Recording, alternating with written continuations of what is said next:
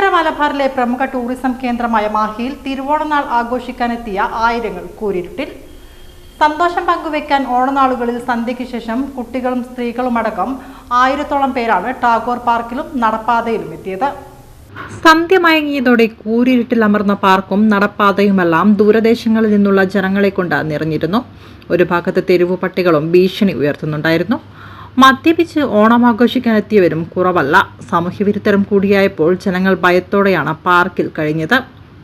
പാർക്കിലെ റൈഡുകളിൽ കുട്ടികൾ ഇരുട്ടിലാണ് കളിച്ചത്. തൊട്ടടുത്ത വീട്ടിൽ നിന്നുള്ള നേരിയ വെളിച്ചം മാത്രമായിരുന്നു ആശ്രയം.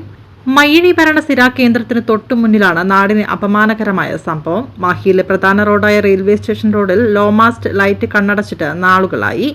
മാഹി വൈദ്യുതി വകുപ്പ്, പുതുച്ചേരി ടൂറിസം വകുപ്പ്, നഗരസഭ എന്നിവയുടെ നിയന്ത്രണത്തിലാണ് തെരുവ് വിളക്കുകൾ കത്തിക്കുന്നത്. ഇതിന് ഒരു ഏകീകരണമില്ലാത്തതാണ് പല ഭാഗത്തും ഇരുൾ മൂടാൻ ഇടയാക്കുന്നത്.